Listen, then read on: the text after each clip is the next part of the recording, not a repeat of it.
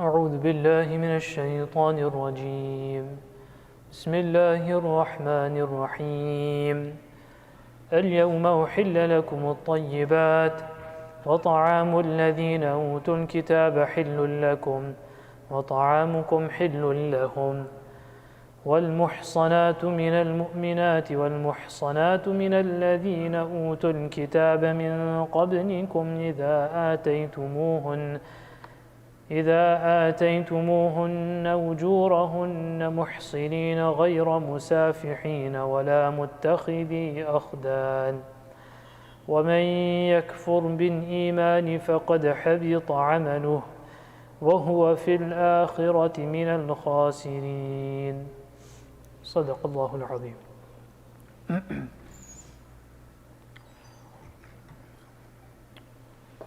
As a muqaddimah, introduction to this ayah, you should understand that the levels of commands in Sharia vary. The lowest level being mubah. Mubah meaning something is merely permissible. Above that is mustahab. On top of that, sunnah, then wajib, then fard. So certain things are mubah, they're permissible. That's on the one hand, you should understand that. The other is that there are certain things which are ideals in the Sharia, and there are other things which are permissible in Sharia. So it's connected. One is the ideal, the other is permissible. So for example, you could take many examples.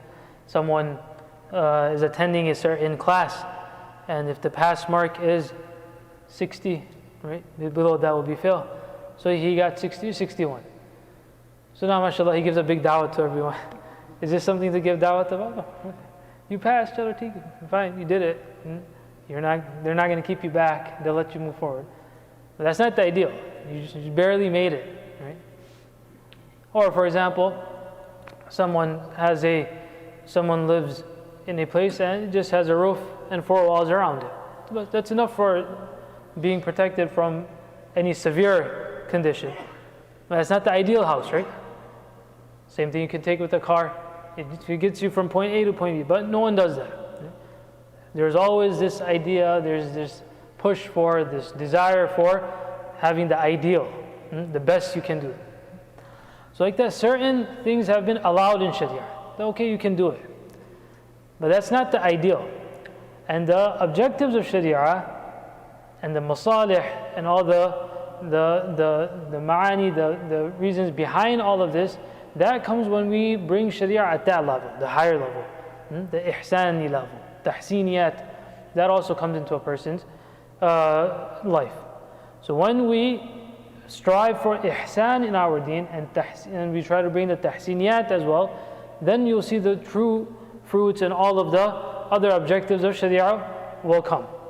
And through that a person, his own islah is done, his dunya is okay, his akhirah is okay. And the Quran al-Kareem says, مَنْ عَمِلَ صَالِحًا مِنْ ذَكَرٍ وَأُنْثَى وَهُوَ مُؤْمِنٌ فَلَنُحْيِيَنَّهُ حَيَاةً طَيِّبَةً.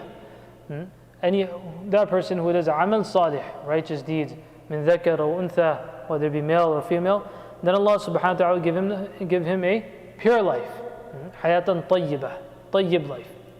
But that's when you bring all of that into your life.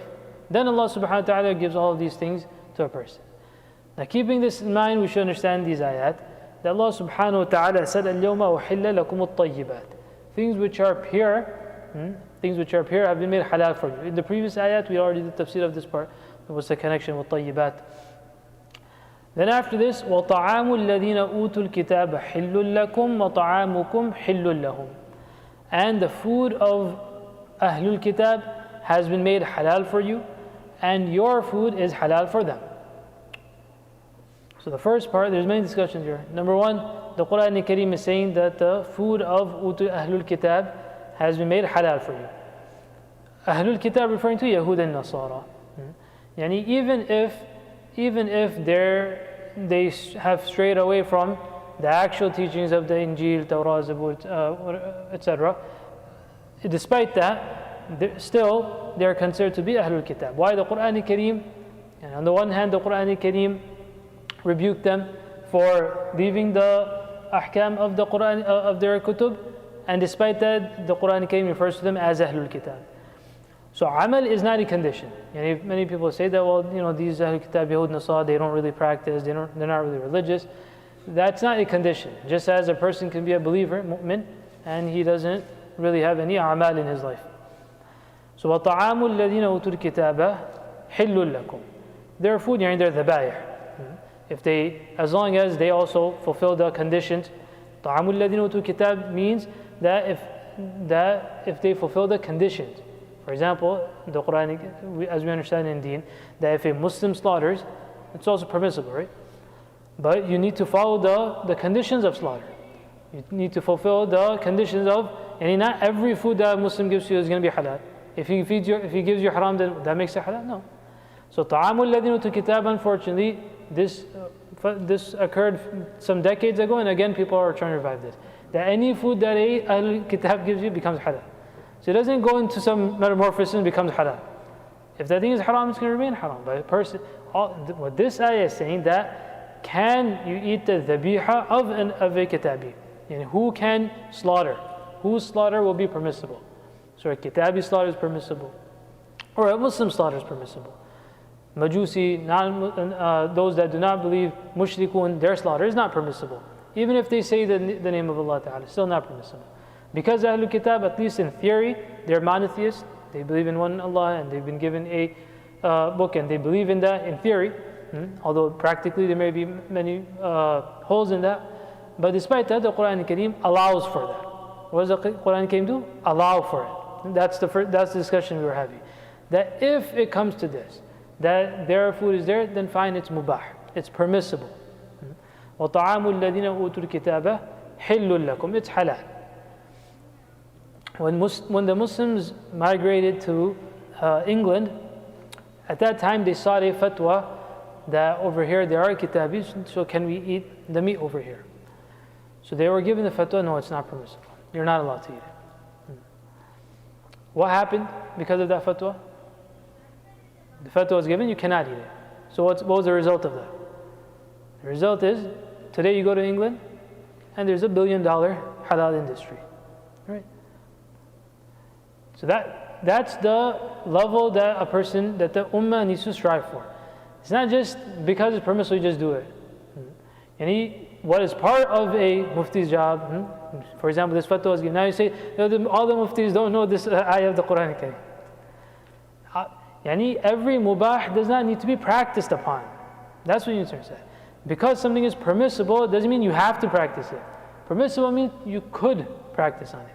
But what was the vision over there? That if today, these Muslims who are small in number, right, they're going to a new place, to Dar al-Kufr, they're small in number. Now over there, if they settle for this, that okay, whatever food that is being served, we're just going to eat it, what's going to happen to the next generation of Muslims? Now compare that to South America. Today someone goes to South America and they see that how much halal food is available. Nothing. They were there before. And they also sought a fatwa. And the fatwa we're not going to say that fatwa was wrong per se. The fatwa was also in one angle correct. They say, okay, it's halal, it's Ahlul Kitab, you can eat their food. But what was the result? That the Muslims didn't develop their own halal food. So now you're basing on someone else's standard. So now someone else's standard can change, right? For example, kosher. Kosher has different standards. One standard of kosher is that the rabbi comes in the morning, blesses the plant, and leaves. This is also sold as kosher, right? But when you establish something yourself, then you can control it. So when you say that we will feed people halal, dhabiha food, then you will control that. And that's what the Quran came after that saying, وَطَعَامُكُمْ حِلٌّ لَهُمْ.